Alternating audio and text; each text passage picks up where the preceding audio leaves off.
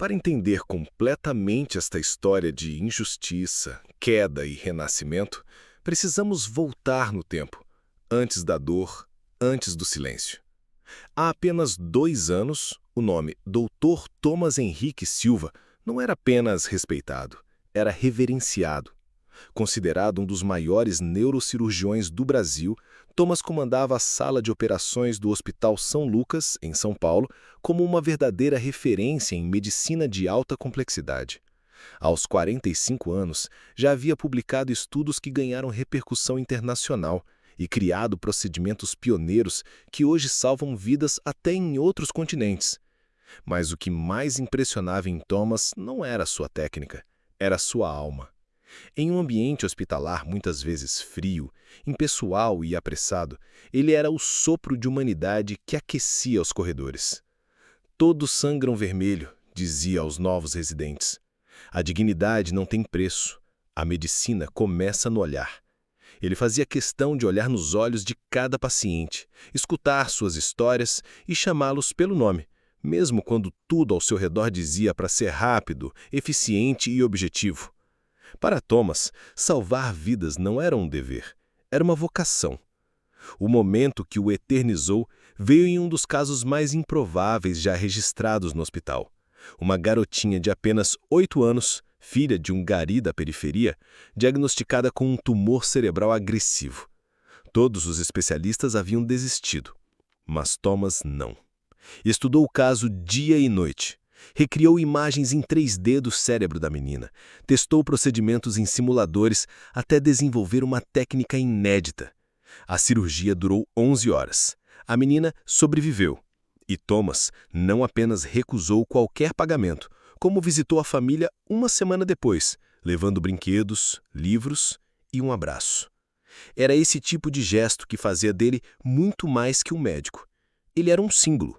Um homem que, apesar de todas as honrarias, ainda limpava as lágrimas de uma mãe aflita com as próprias mãos.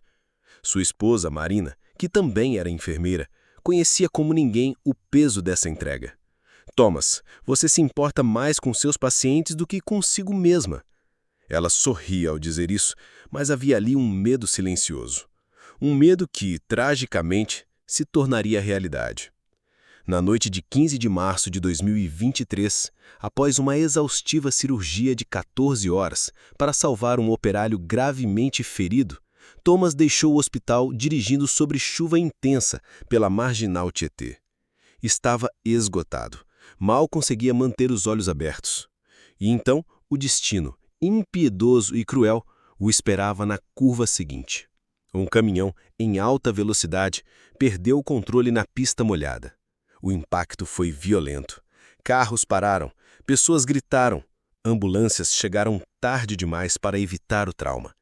Thomas foi resgatado às pressas, inconsciente, com múltiplas fraturas e um traumatismo craniano severo. Durante 3 meses, ele permaneceu em coma profundo. Os médicos não sabiam se ele acordaria, e mesmo se acordasse, ninguém sabia o que restaria daquele cérebro brilhante.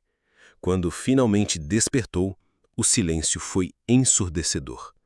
Thomas não reconhecia Marina, não sabia quem era, nem onde estava. Tinha perdido tudo, inclusive a própria identidade. Um diagnóstico terrível, amnésia dissociativa completa. E como se a tragédia emocional não bastasse, a burocracia foi implacável. O seguro de vida que cobria Thomas foi suspenso por inconsistências contratuais. Processos judiciais se arrastaram. Marina, tentando manter a dignidade da família, vendeu tudo o que tinham: apartamento, carro, móveis, até alianças. Quando Thomas finalmente recebeu alta, não havia casa para voltar. Apenas um silêncio frio e um vazio profundo. O homem que dedicou a vida para salvar estranhos agora não conseguia lembrar nem o nome dos próprios filhos. E assim, o Dr. Thomas Henrique Silva desapareceu do mundo. Deixou de ser uma lenda da medicina para se tornar apenas Thomas. Os meses seguintes foram um mergulho silencioso no abismo. Thomas, sem memória, sem passado e sem identidade, assistia a própria vida escorrer pelas mãos como areia. Ele não compreendia o que estava acontecendo. Apenas sentia. Sentia que havia perdido algo precioso. Sentia que as pessoas à sua volta, Marina, seus filhos, os médicos, o conheciam mais do que ele mesmo. E isso doía de um jeito que ele não conseguia explicar.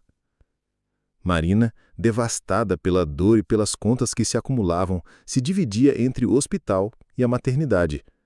Enfermeira dedicada, passou a fazer plantões dobrados, às vezes triplos, deixando as crianças com vizinhos ou em creches comunitárias. Enquanto ela curava outros, não conseguia sequer proteger quem mais amava. Mas havia um detalhe que tornava tudo ainda mais cruel. O corpo de Thomas estava vivo, mas a mente estava em frangalhos. Começaram as crises de confusão, os lapsos de lucidez seguidos por acessos de pânico, os delírios noturnos. Às vezes acordava gritando nomes que ele mesmo não conhecia. Em outros dias, passava horas encarando a parede, como se buscasse ali respostas que jamais viriam. Os médicos foram claros. Aquilo era efeito do traumatismo craniano severo. Ele precisava de acompanhamento contínuo, terapia intensiva, cuidados constantes. Mas como fazer isso quando a família já havia perdido tudo? Foi nesse cenário insustentável que Thomas tomou uma decisão que, embora nascida do desespero, era carregada de um tipo de amor silencioso. Sem lembrar do próprio passado, ele ainda conseguia reconhecer o sofrimento nos olhos de Marina e de seus filhos, e decidiu sumir. Numa manhã fria de inverno, enquanto o sol ainda nem havia tocado as janelas, ele deixou um bilhete amassado na mesa da cozinha. Vocês merecem uma vida melhor. Não consigo mais ser um fardo. Me perdoem. E então, desapareceu. Marina chegou em casa exausta após mais um turno noturno. O silêncio da casa já parecia estranho. Quando viu o bilhete, desabou. Aquele foi o início de um novo inferno. Foram semanas de buscas desesperadas, cartazes em postes, apelos na televisão, boletins de ocorrência, buscas em abrigos, em hospitais, em necrotérios. Mas era como se Thomas tivesse sido engolido pela cidade, tragado pelas sombras de uma metrópole que não para sentir falta de ninguém. Enquanto isso, Thomas vagava pelas ruas como um fantasma sem nome. Sem documentos, sem lembranças e com a mente embaralhada, tornou-se apenas mais um entre tantos invisíveis que a cidade ignora. Dormia sob marquises, disputava restos de comida em lixeiras de restaurantes, era enxotado por seguranças, desprezado por olhares apressados. Roupas sujas e rasgadas, cabelo desgrenhado, barba espessa e olhar perdido.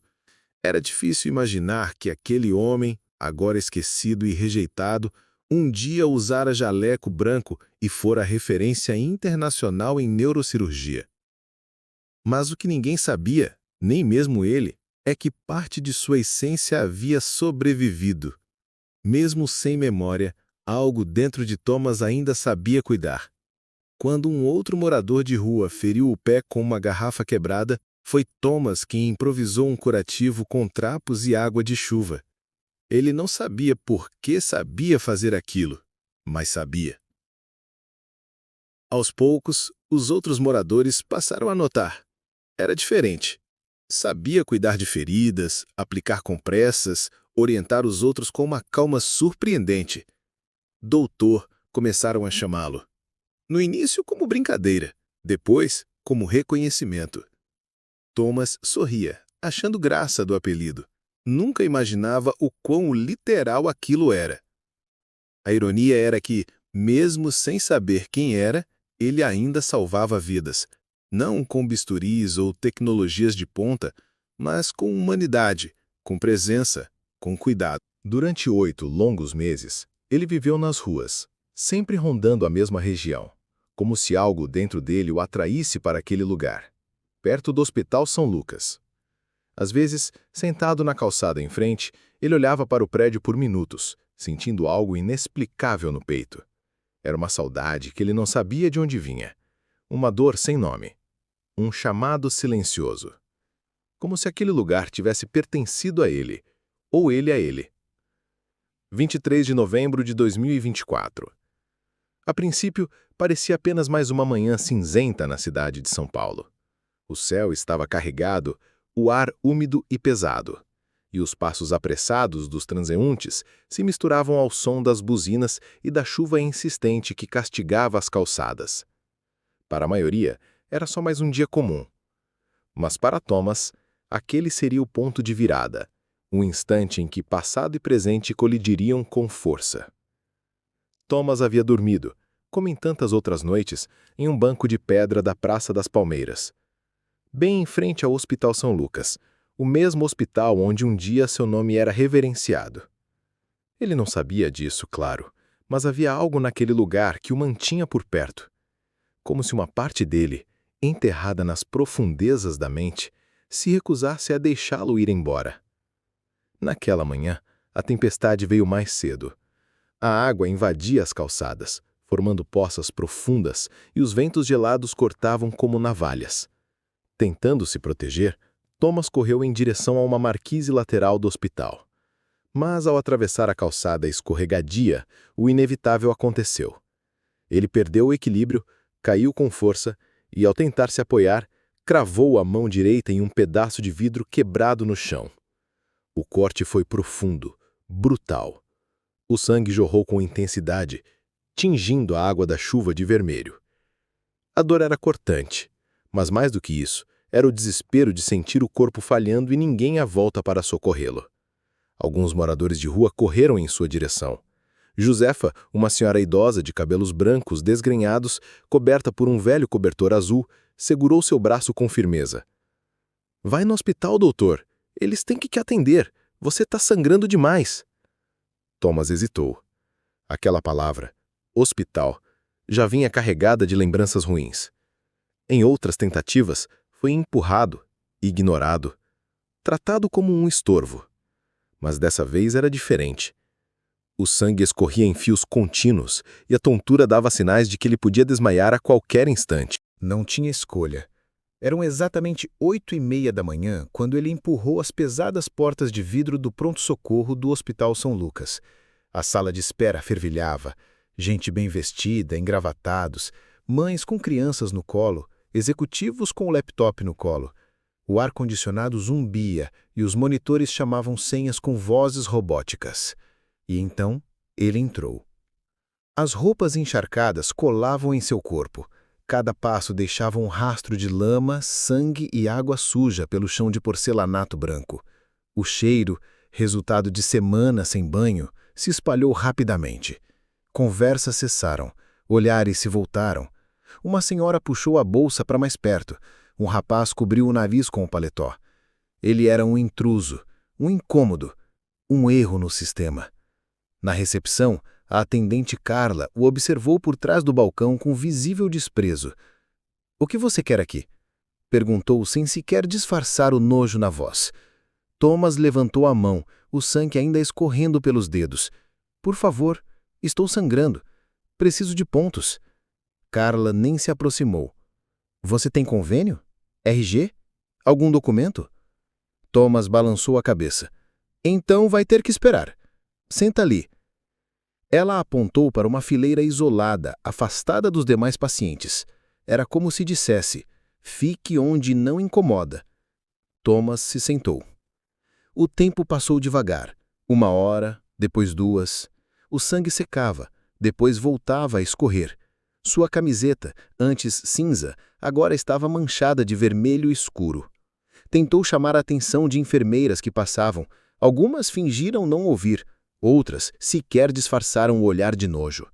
A cada minuto, Thomas sentiu o corpo mais fraco, mas o que doía de verdade era a alma, a sensação de ser invisível, de estar pedindo socorro em um lugar que, ironicamente, foi criado para salvar. E foi então que ele apareceu. Dr. Eduardo Martinez, cardiologista de 35 anos, conhecido por sua frieza, ternos caros e pelas selfies com pacientes ricos no Instagram. Elegante, com um estetoscópio dourado pendurado no pescoço, ele andava como se fosse dono do hospital. Ao ver Thomas sentado no canto, com uma mão ensanguentada e aparência deplorável, Sua expressão mudou imediatamente. Seu rosto se contorceu em uma careta de irritação e desprezo. Ele não perguntou o que havia acontecido. Não ofereceu ajuda.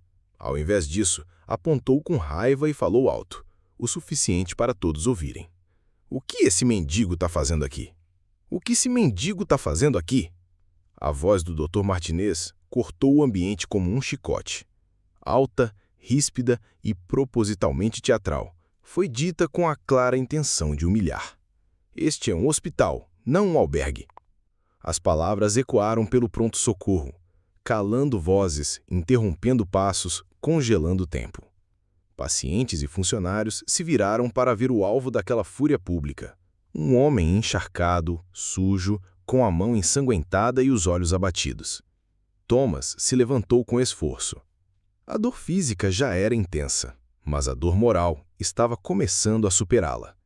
Com a mão ainda sangrando, ele tentou manter a postura. Doutor, eu só preciso de alguns pontos. Está sangrando muito. E não para. Sua voz era baixa, quase um sussurro. Mas havia nela um traço de dignidade que, para um ouvido sensível, seria impossível ignorar. Mas Martinez não tinha esse tipo de ouvido. Doutor? Repetiu Martinez com desdém, soltando uma risada seca. Você me chamou de doutor? Você sabe quanto tempo eu estudei para ser chamado assim? Sabe quanto custa uma consulta minha? E você, um vagabundo fedorento, quer ser atendido aqui? Tá achando que isso aqui é SUS? A cada frase o tom subia, e com ele crescia a vergonha de Thomas.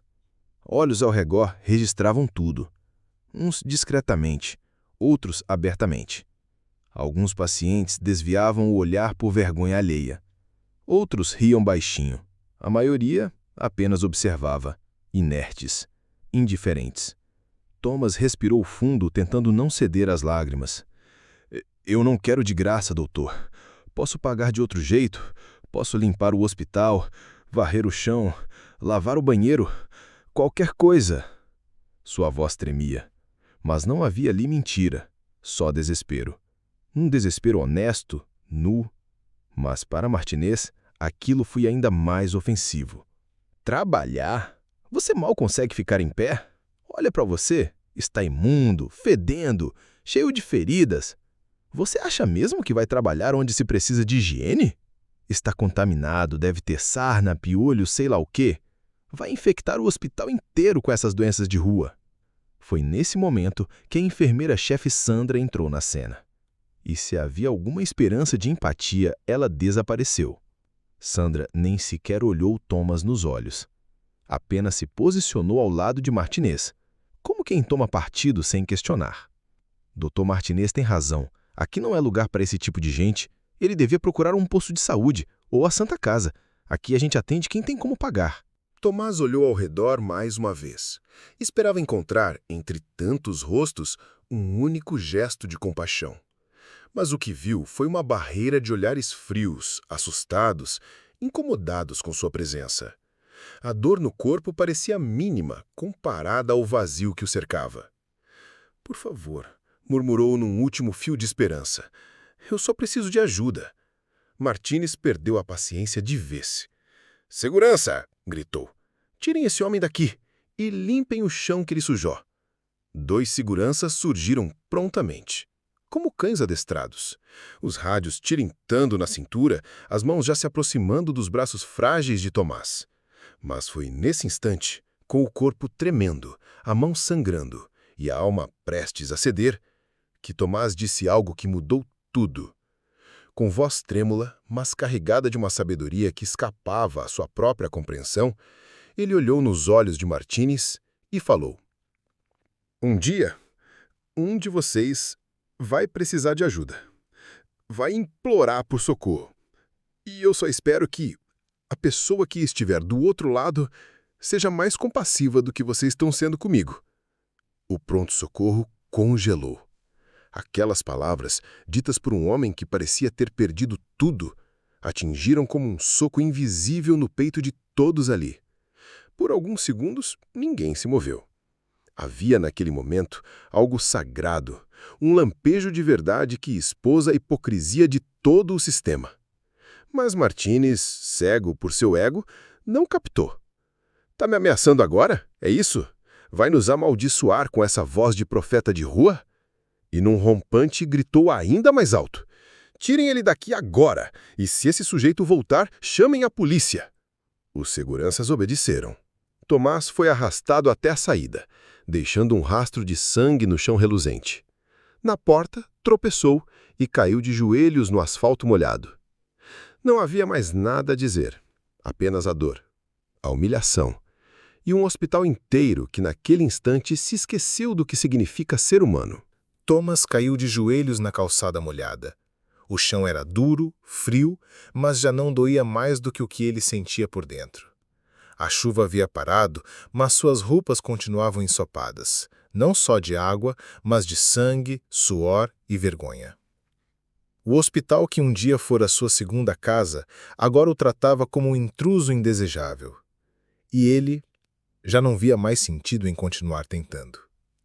Os carros passavam na avenida próxima, buzinando para a confusão do trânsito.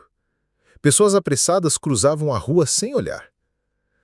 Mas então, em meio à indiferença do mundo, uma voz diferente rompeu o silêncio ao seu redor.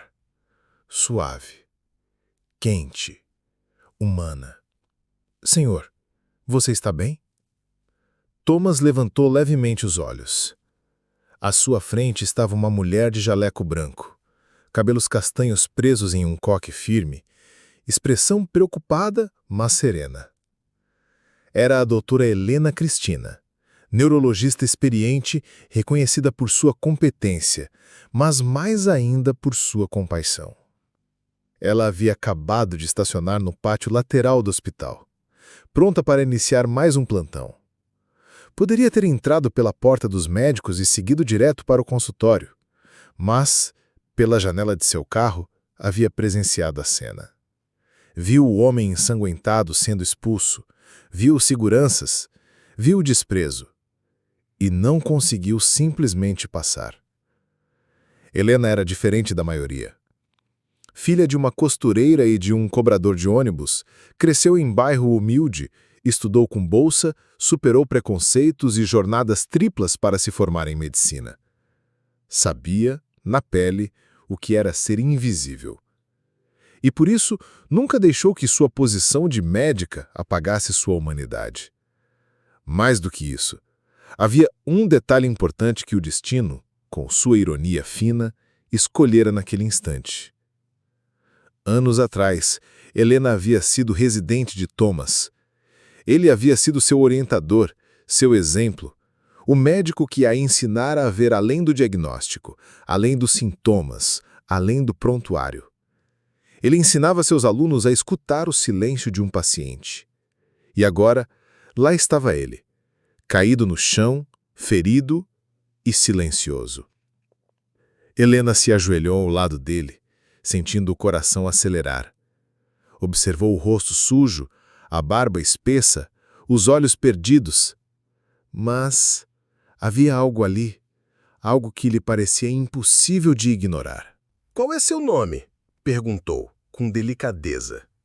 Thomas, respondeu ele, sem forças para mentir. Só Thomas, não lembro de mais nada. As palavras caíram como pedra sobre o peito de Helena. A voz, os traços, a forma de responder. Mesmo machucado, mesmo desfigurado, mesmo despido de tudo, ele ainda era ele. Ainda era o Dr. Thomas Henrique Silva, mesmo que não soubesse disso.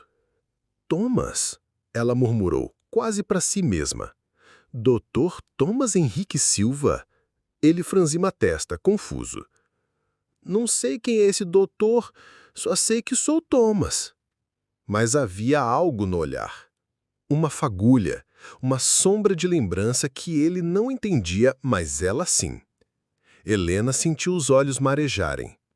O homem que a inspirou, que um dia salvou pacientes que ela julgava perdidos, que ensinava aos internos com a paciência de um mestre e o coração de um irmão. Estava ali, ignorado, humilhado, jogando sangue na calçada do hospital onde um dia fora ovacionado. Thomas, ela disse com a voz embargada, você vai vir comigo. Vou cuidar disso agora. Ele a olhou com receio. Já tinha visto olhares gentis virarem frieza em segundos. Você é médica? Não vai me expulsar também? Perguntou com a voz pequena. Sou médica sim, mas antes disso sou ser humano. E eu prometo, nunca vou te expulsar, nunca mais. Na verdade, você está chegando em casa. Helena não sabia como explicaria tudo. Não tinha certeza de como seria recebida ao entrar com aquele homem no hospital. Mas sabia com absoluta convicção que a partir daquele instante, a vida de Thomas e a dela jamais seriam as mesmas. A mão de doutora Helena segurava o braço de Thomas com firmeza, como se estivesse amparando algo muito maior do que um homem ferido. Ela carregava, sem perceber, a memória esquecida de um hospital inteiro. Quando atravessaram a porta principal do Hospital São Lucas, os mesmos seguranças que minutos antes haviam arrastado Thomas para o asfalto hesitaram. Um deles chegou a dar um passo à frente, mas parou imediatamente ao ver quem o acompanhava. Doutora Helena Cristina, neurologista-chefe, referência em ética médica. O olhar dela era direto, firme, cortante. Ninguém ousou impedi-la. Enquanto caminhavam, Thomas se arrastava em silêncio. O ferimento na mão latejava, mas sua mente parecia mais afetada que o corpo. Ele não compreendia por que aquela mulher, tão diferente dos outros, estava o tratando com tanto cuidado. No pronto-socorro, Dr. Martinez falava alto, empolgado com sua crueldade, como se ela fosse sinônimo de autoridade. Consegui me livrar daquele traste. Vocês precisam ser firmes com esse tipo, senão eles se acostumam. Ele ria enquanto mexia no prontuário digital. Mas então, viu Helena entrando com Thomas. Por um momento, sua expressão foi de incredulidade. Depois, de raiva. Helena, o que você está fazendo com esse indigente? Eu mandei tirarem esse homem daqui. Ele não pode ficar aqui. Doutora Helena não respondeu. Não desviou o olhar. Simplesmente passou por ele como se não existisse. Martinez bufou, irritado, enquanto colegas ao redor fingiam não ouvir. Ela levou Thomas até uma sala de atendimento desocupada. Abaixou as luzes, preparou o campo cirúrgico com precisão e higiene. Com mãos experientes, limpou o ferimento da mão dele, aplicou anestesia local e começou a suturar com a precisão de quem conhece mais do que músculos e tecidos. Ela conhecia a dor invisível. Enquanto trabalhava, estudava o rosto de Thomas em silêncio. Mesmo desgastado pela rua, pela fome e pela ausência de si mesmo, havia traços inconfundíveis. O olhar sério, o queixo forte, a marca discreta na sobrancelha esquerda. Ela então respirou fundo e perguntou com a voz baixa, quase como quem tenta não acordar uma lembrança adormecida. Thomas, você se lembra de alguma coisa? De hospitais? Medicina? Ele hesitou. A testa se franziu. Às vezes eu sonho com uma sala branca, cheia de gente de branco também. E tem um som, um bip constante, uma luz forte e um cheiro que me acalma e me assusta ao mesmo tempo. Helena sorriu e chorou. Significa que está começando a lembrar. Terminou os pontos com delicadeza, como se cada sutura também fosse um ponto na alma perdida de Thomas. Tirou o celular do bolso e abriu uma foto da formatura dos residentes de 2018. Ela, sorridente. E ao lado dela, ele, elegante, seguro, orgulhoso. Este homem, disse, expendendo o celular. Você o reconhece? Thomas olhou. Primeiro com estranhamento, depois com espanto. A respiração travou. Eu conheço esse rosto. É meu? A frase veio como um eco de dentro, um fragmento de identidade emergindo do abismo. Foi nesse momento que Dr. Martinez rompeu pela porta sem bater. A postura arrogante, a voz carregada de desdém. Helena, que circo é esse? Por que está perdendo tempo com esse vagabundo? Eu tenho pacientes particulares esperando. Helena se virou lentamente, mas não havia grito em sua voz. Havia fúria, controlada, indignação que vinha do âmago. Martinez, você tem ideia de quem acabou de humilhar? De quem você arrastou para fora como se fosse lixo humano? Ele bufou. Claro que sei, um mendigo qualquer querendo tirar vantagem. E agora você está aí fazendo drama de novela, enquanto eu atendo gente importante. Foi então que a bomba foi lançada.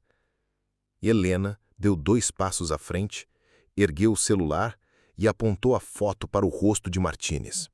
Este mendigo é o Dr. Thomas Henrique Silva. Martinez congelou. O quê? O maior neurocirurgião que este hospital já teve.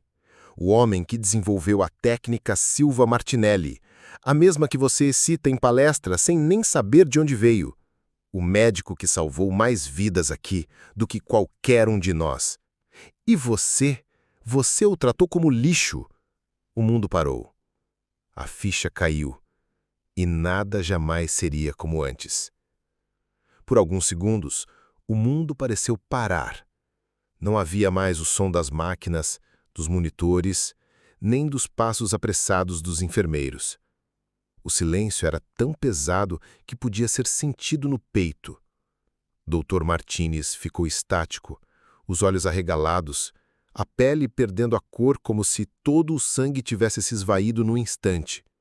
Ele alternava o olhar entre o celular na mão de doutora Helena e o rosto sujo, machucado e transformado de Thomas. Isso é impossível, gaguejou, com a voz entrecortada pela incredulidade. O Dr. Thomas Silva, ele morreu, ou sumiu. Isso foi há meses, ninguém sabia de nada. Ele não morreu, Martinez. A voz de Helena saiu firme, indignada, mas ainda contida. Ele sofreu um acidente, ficou em coma, perdeu a memória. Foi engolido por um sistema que abandona até seus heróis quando eles mais precisam. E você, com toda a sua arrogância, acabou de humilhar o homem que provavelmente salvou mais vidas neste hospital do que você jamais vai sonhar em salvar. A notícia se espalhou como labareda em mata seca. Bastou uma frase dita por um enfermeiro no corredor e, em minutos, dezenas de pessoas já se amontoavam discretamente na porta da sala de atendimento. Médicos, técnicos, residentes, seguranças, recepcionistas, todos tentando confirmar o boato inacreditável. O Dr. Thomas Henrique Silva estava vivo. E estava ali, na sala ao lado, desfigurado, mas presente. Humilhado, mas inteiro. O choque atravessou as paredes do hospital e chegou à sala da direção.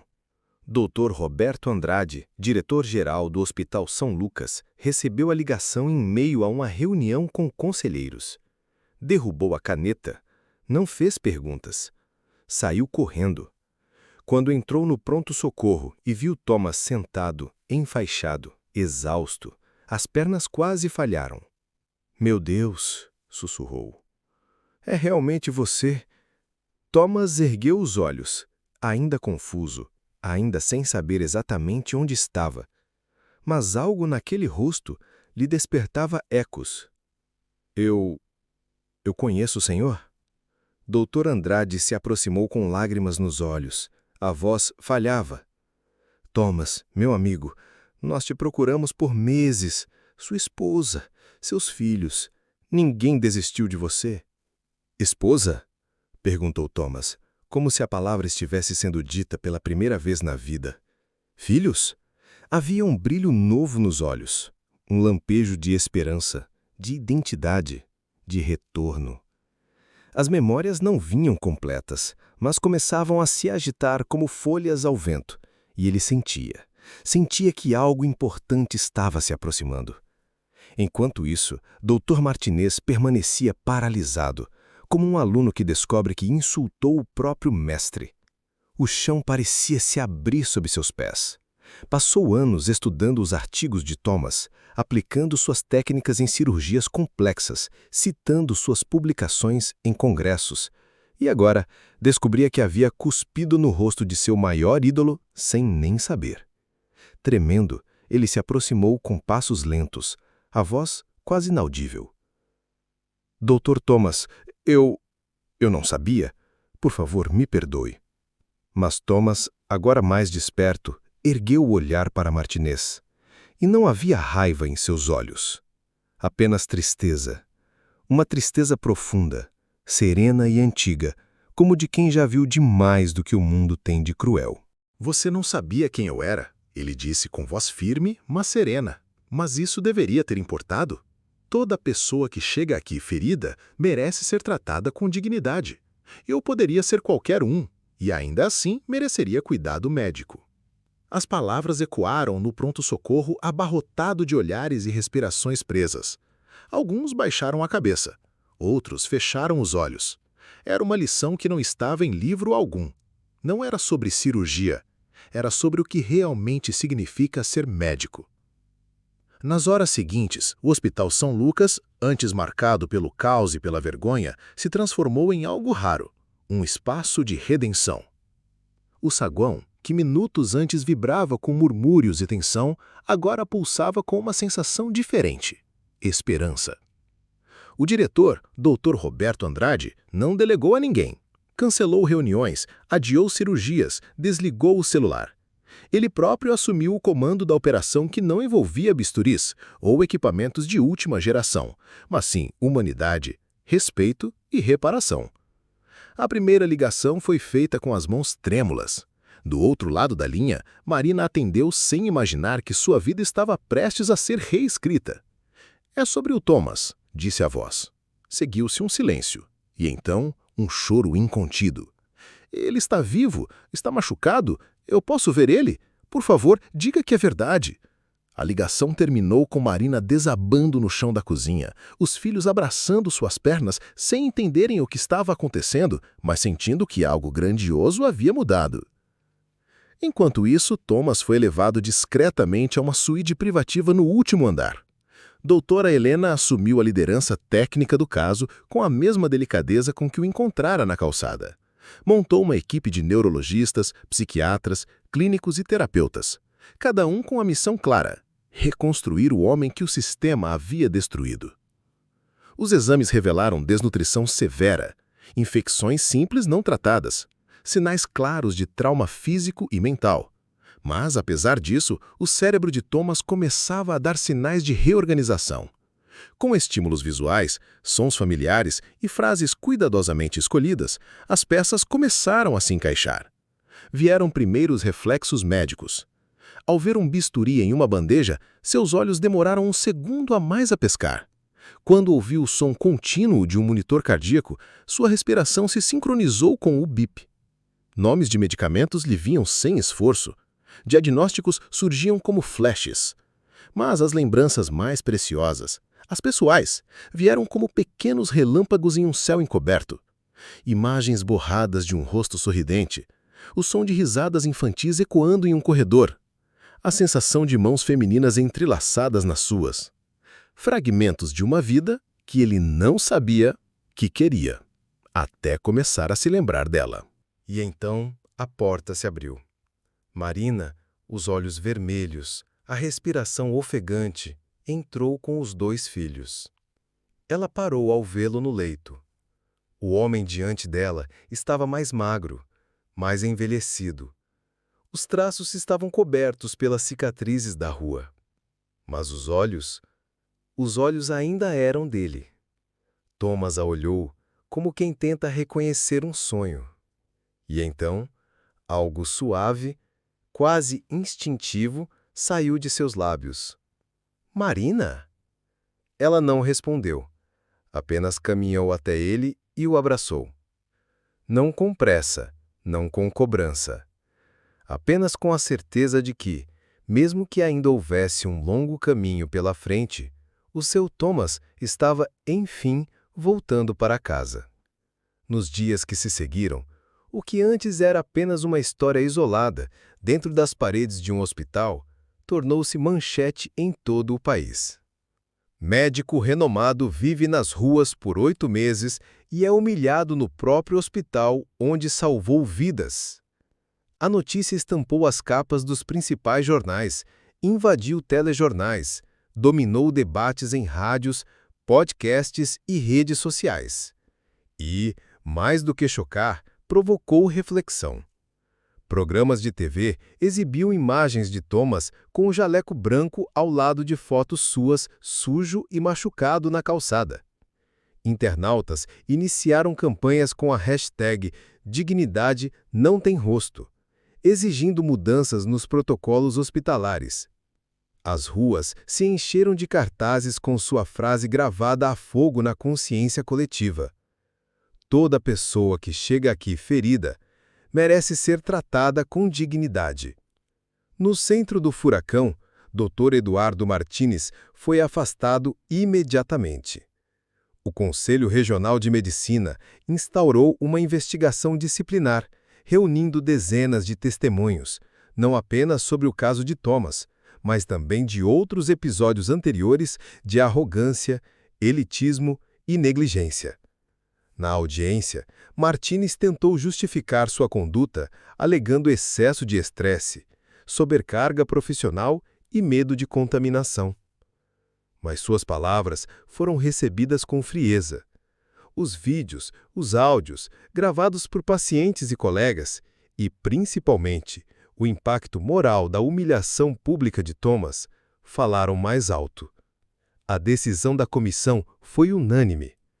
Suspensão do CRM por 2 anos e obrigatoriedade de atuar em regime de voluntariado em hospitais públicos de periferia, para que reaprenda na dor aquilo que esqueceu no conforto, declarou um dos conselheiros. Todos os colaboradores, do diretor ao estagiário, foram obrigados a participar de uma formação intensiva sobre ética, empatia e atendimento humanizado.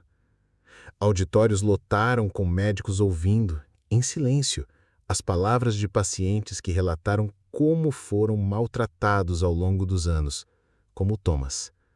Não se tratava mais de reputação institucional. Era uma questão de consciência coletiva. A recepcionista Carla, visivelmente abalada, pediu demissão por vontade própria dias após o ocorrido. "Eu via um mendigo", disse chorando em entrevista. "Mas ele era um anjo, um ser humano, um mestre. Como eu pude ser tão cega?" O caso se tornou um marco histórico na medicina brasileira.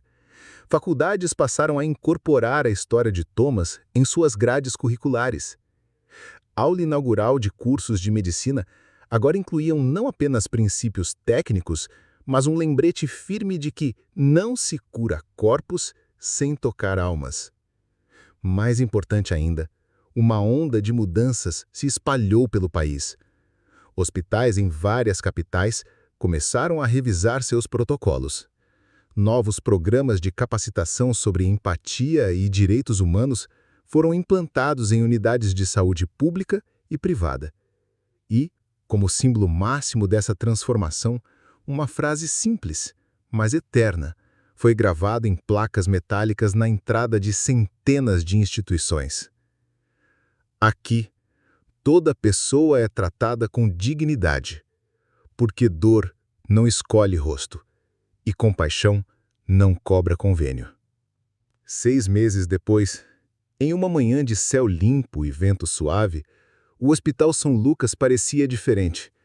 As janelas refletiam o sol com mais brilho, os corredores estavam floridos. Funcionários e pacientes pararam por alguns instantes para testemunhar algo que não acontecia todos os dias. Ou melhor, algo que talvez nunca mais acontecesse da mesma forma. Uma cerimônia especial havia sido organizada, sem pompas exageradas, mas com uma reverência silenciosa.